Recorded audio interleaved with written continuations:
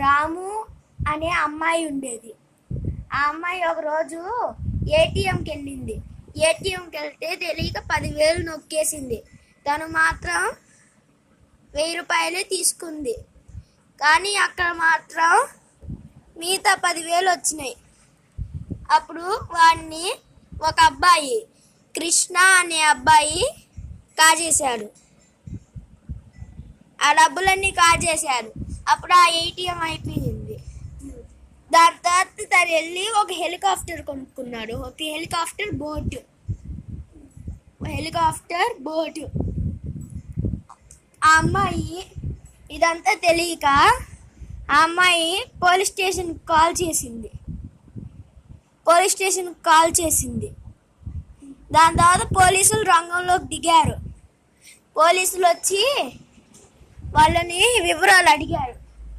ఇదిగోండి ఆ డబ్బులు ఆ బ్యాంక్ SBI ఏటీఎం అని చెప్పి ఆ అమ్మాయి చెప్పింది.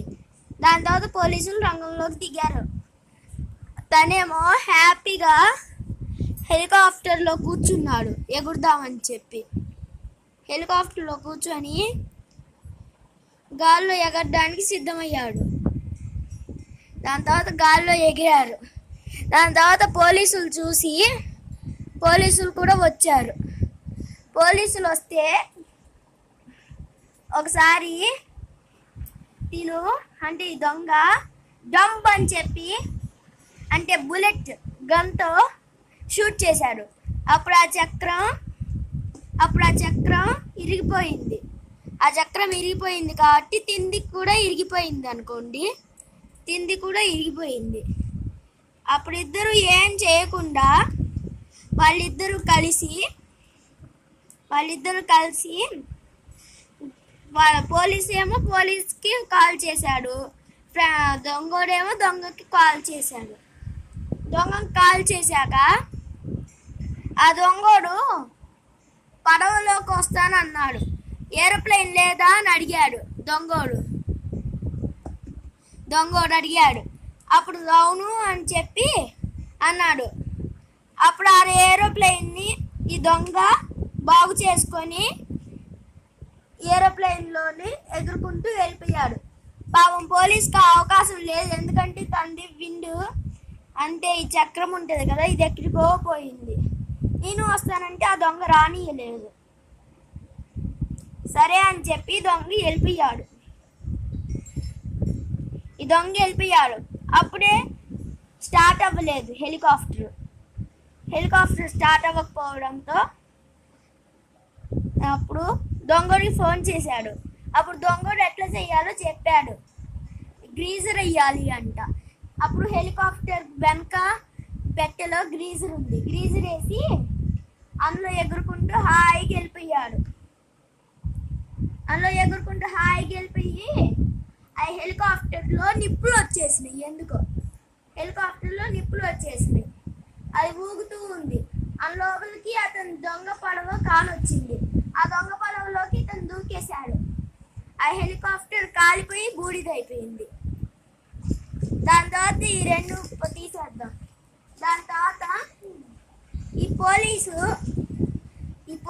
ఎట్లాగో ఒకటో నడుచుకుంటూ వెళ్ళిపోయాడు తన పడవ దగ్గరికి నడుచుకుంటూ వెళ్ళిపోయాడు. దాని తర్వాత ఇద్దరు బాంబ్స్ అంటే తెలుసు అనుకుంటాను మీకు.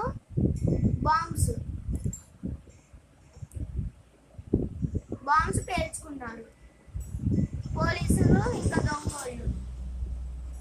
అప్పుడు దొంగోడు అన్నాడు, నేను నీకు కాస్తుంటే సహాయం చేసేవాడిని, నువ్వు నన్ను పోలీస్ జైల్లో పెడతావేమో అని చెప్పి నేను నీకు సహాయం చేయలేదు అని చెప్పాడు.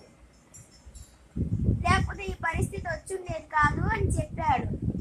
అప్పుడే ఒక దొంగోడు జారి పడవలో పడిపోయాడు. దాని తర్వాత ఎట్లా ఒకటి ఈదుకుంటూ పైకి వచ్చాడు. దాని తర్వాత ఇద్దరు దొంగోడు పోలీసోడు బాంబ్స్ కాల్చుకున్నాడు. ఇప్పుడు బాంబ్స్ దృశ్యాలను చూద్దాం. అట్లా కాల్చుకుంటూ ఉండగా ఒక పోలీసు వాడికి తగిలి చచ్చిపోయాడు. దాని తర్వాత ఇద్దరు దొంగలు కలిసి టూ గన్స్ తీసుకొని ఆ బోట్ మీద దాడి చేశారు. అప్పుడు ఆ బోట్కి కన్నం పడి దాంతోపాటు ఆ నీళ్లు స్తంభించిపోయి అట్లా సర్కిల్గా అయిపోయి ఎక్కడికి కదలడానికి లేకుండా ఉండిపోయింది. అప్పుడు వాడు ఏం చేశారంటే ఏం చేయకుండా అక్కడే కూర్చొని ఏడుస్తూ ఉన్నాడు. ఏం చెయ్యాలి అనుకుంటూ ఉన్నారు. వీళ్ళిద్దరు హ్యాపీగా సంతోషించారు. దొంగలు హ్యాపీగా సంతోషించాక అప్పుడు తనకు ఒక ఆలోచన వచ్చింది. వీళ్ళు అప్పుడే ఒక బాంబు విసిరారు. అది కరెక్ట్గా బోటు మీద పడింది. ఆ బాంబు మీద నుంచొని అంటే ఆ బాంబు పేలిపోయాక దాని మీద నుంచొని హ్యాపీగా తాను నీళ్ళల్లోకి దూకాడు. కానీ తెలియకుండా తాను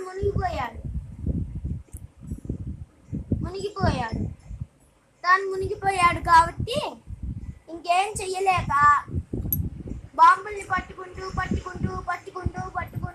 ఎక్కడికో వెళ్ళిపోయాడు. దాని తర్వాత చివరికి ఒడ్డుకు చేరి తన బట్టలన్నీ మార్చుకొని డ్రెస్సింగ్ రూమ్లో బట్టలన్నీ మార్చుకొని పోలీస్ స్టేషన్కి అప్లై చేశాడు. దాని తర్వాత ఇంకొక పోలీస్ మ్యాన్ వచ్చి ఆ పడవని రెండు వైపులా ఇట్లా నుంచొని ఉన్నారు.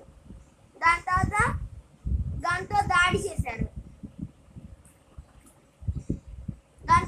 చేస్తే నీళ్ళల్లో పడిపోయి చచ్చిపోయాడు. కాపాడండి అనుకుంటూ చచ్చిపోయాక ఆ ఒక దొంగోడు ఏడుస్తూ ఉన్నాడు. అప్పుడు ఆ పడవ అప్పుడే మునిగిపోవచ్చింది. బాంబులు పడ్డాయి వాడి మీద. అప్పుడు చాలా వీళ్ళు గన్తో పేల్చారు కాబట్టి చాలా బాంబులు పడ్డాయి. బాంబుల వర్షం అంటే ఇప్పుడు రష్యా ఉక్రెయిన్ మధ్య జరుగుతుంది కదా బాంబుల వర్షం, అట్లా కురిపించారంట. అప్పుడు ఆ పడవ మునిగిపోవచ్చిందంట. చివరికి ఆ పడవ మునిగిపోయేటప్పుడు రెట్లాగా ఒకటి ఈదుకుంటూ వచ్చి ఒడ్డుకు చేరుకున్నాడు. అప్పుడు పోలీసులు అక్కడ నిద్రపోతూ ఉన్నాడు. దాని తర్వాత వీరు దొంగోడు నుంచునేటప్పుడు చెప్పులు వేసుకునేటప్పుడు శబ్దం వచ్చింది. అప్పుడు ఒక పోలీస్ తక్కువ లేచాడు. గన్ చూపించి బెదిరించి చేతులు పట్టుకొని తీసుకెళ్ళిపోయాడు. ఆ పోలీసోడు తర్వాత వచ్చి నిధులు ఎక్కి తీసుకెళ్ళాడు. పోలీస్ స్టేషన్కి తీసుకెళ్ళి తన్ని బాగా చితకబాదారు.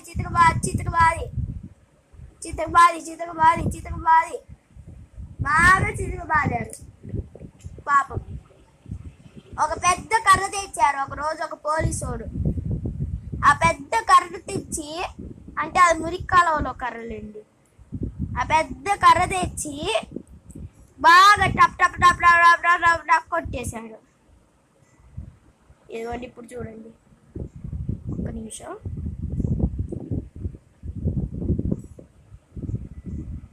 తను ఎట్లా పట్టుకోవడంతో అర్థం కావట్లేదు, ఎందుకంటే తన చెయ్యి చాలా చిన్నది.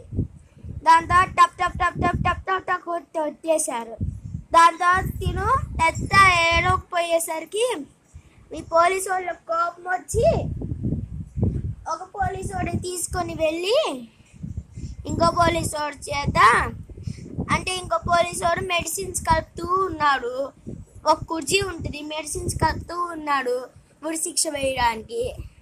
అప్పుడు ఈ దొంగని తీసుకెళ్ళి కూర్చోబెట్టాడు.